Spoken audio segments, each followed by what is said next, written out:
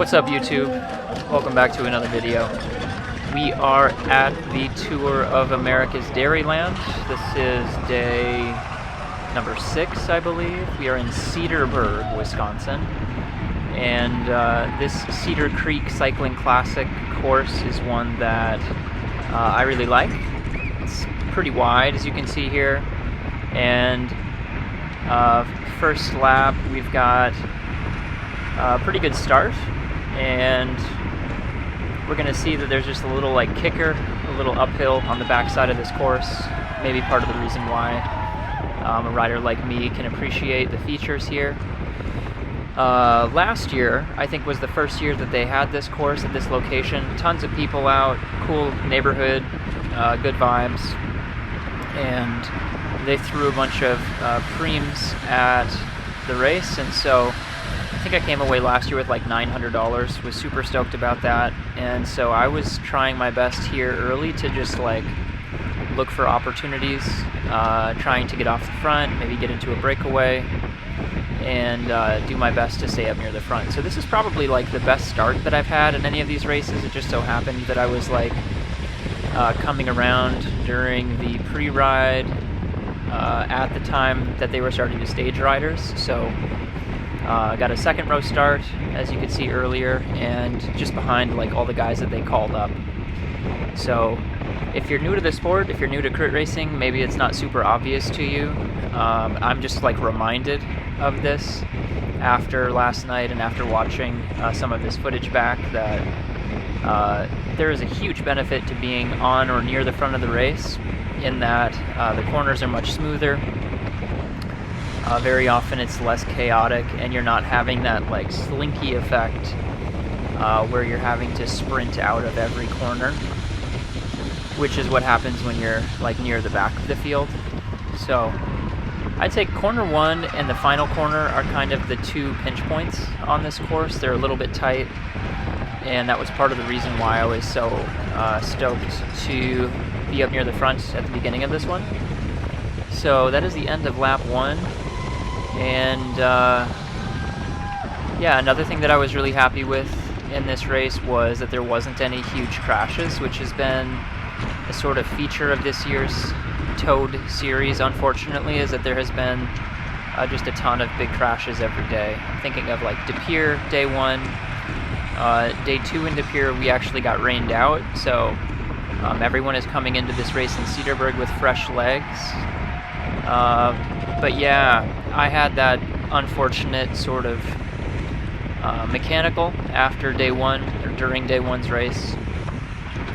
And so that was one of the good things about Cedarburg, in my opinion, was that it was pretty clean. No big crashes. There was a big crash here last year on that final corner. So yeah, let's jump ahead a little bit, see what happens. I'm going to point out a few things that I was able to do in this race. And so yeah, let's see what happens next.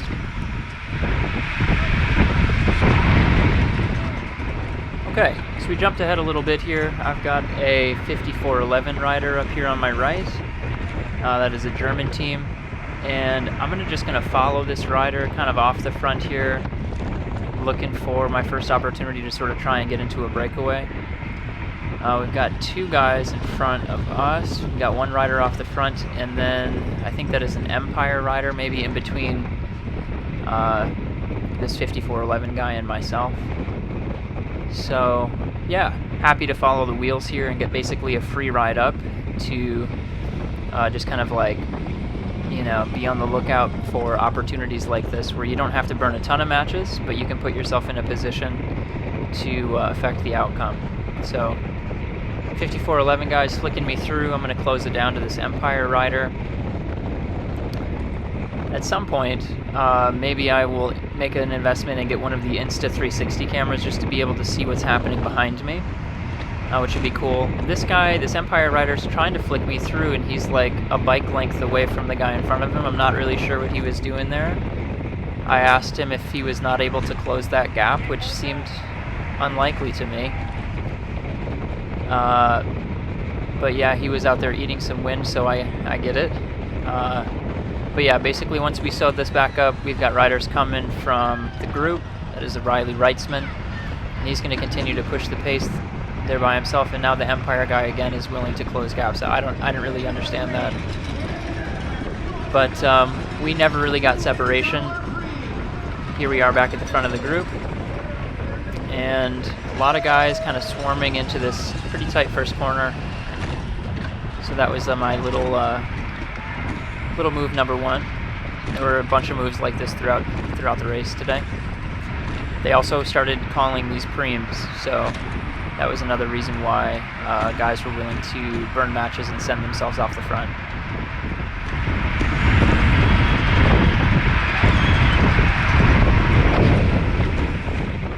Got my teammate there, Aaron Messer, on the right. He has come in from Bentonville. We got Matthew Richards back after his day one crash in Janesville.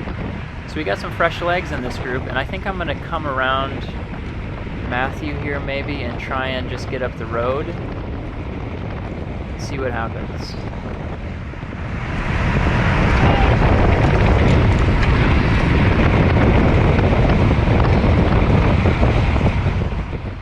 So yeah, instead of going around Matthew there, I'm just going to kind of let him do his thing.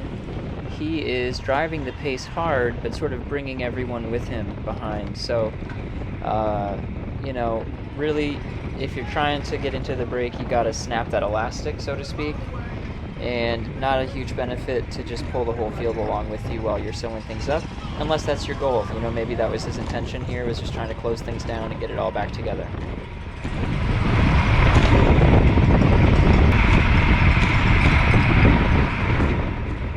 So found another little moment here.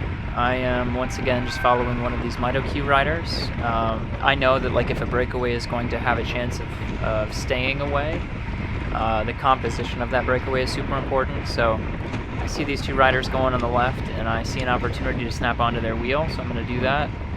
This is again this little uphill pitch, which is usually my favorite place to attack on this course. So we actually have two MitoQ riders, Lowlands Sprint Point jersey wearer, and this guy here up on the front. So he's sending it pretty hard. I know that I need to like get onto this wheel if I'm going to stay up here. And I'm able to get back as soon as I close it down. I think he's trying to flick me through. And then as soon as I come through, I think I looked back myself and saw that basically the whole group is right there, so didn't really get the separation that we needed. Obviously, having two riders from the same team trying to go off the front in a team like MitoQ, you know, that's going to be threatening enough to attract the attention of all the other riders. So yeah, still doing my best to stay up near the front here and making it as easy as I can on myself and as safe as I can. Got another teammate there on the right, and so yeah, just kind of surfing wheels, trying to stay on or near the front and looking for more opportunities to try and go up the road.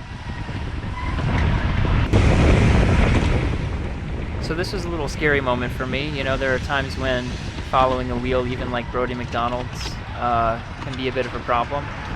So let's take that in slow motion here and I'll show you what exactly I'm talking about. So as I'm coming into this corner, once again, I'm coming on the inside. So you know, some guys would call this like diving the inside of the corner or chopping. But I'm trying to follow Brodie McDonald here, who's doing great in this series. He has a clean line, and you'll see this rider in yellow kind of come over. And once you start to see the handlebars there on the right, that guy is totally just squeezing me out of that position. I had to unclip my left pedal and had some choice words for him in that moment because that nearly crashed me out. And if that happens, that takes out like a bunch of riders behind us, and that's what you don't want to have happen. So was able to talk to that rider, I think his name is Sam, after the race, and we were able to like make amends. But super scary moment, and wasn't really, you know, the cost-benefit analysis there would suggest that it's probably not worth doing that in races if it's at all avoidable. In Sam's defense, he mentioned that he had a rider on his outside that was kind of forcing him in, but yeah, looking at this back, I think that I had a place there, but the like nuances of those little moments can sometimes be complicated, to say the least. Alright, so I brought you guys back to this, we flash forward a bit, but I'm taking you to this moment because I want to show you basically something that I did that was considered a bit of a mistake. So coming inside of Brody McDonald, like, he was not super happy with me doing that. So he's going to kind of force me out, pinch me out there as soon as he gets his handlebars in front of mine, just to show me that, like, hey man, I want this wheel, I've earned this position, etc. And I was totally cool with him doing that. I apologized, like, in that moment. Probably not the right place to go on the inside like that, especially when we're basically on the front of this race. I'm not sure in this moment if there are riders off the front or not, but I'm not trying to go off the front myself. I'm just kind of trying to maintain position here and stay near the front. But yeah, I know that I have talked about, you know, in the past, like, when is it appropriate to do that move and when is it not.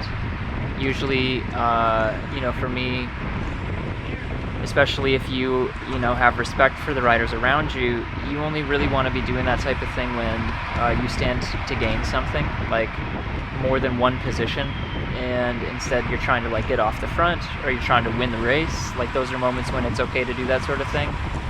But when you are, you know, not really standing to gain much of anything, you don't want to put riders at risk, and so shame on me in this particular instance. Alright, so last thing I want to share with you guys from this race is this lap, where they have just told us on the announcer's PA that there is a $300 prem. So I'm ready to send it here. I'm up near the front. I see the opportunity to go after that prize money. So I'm going to kind of wait. I see Cade Bickmore there to my left and Marshall from Q in the points leaders jersey. And I assume that these guys are interested in going after this as well. But here I am sending it coming into this corner. And going to get it back up to speed as soon as I can after the corner. Staying on the gas here as much as I can, trying to stay separated. And this is basically an all-out effort.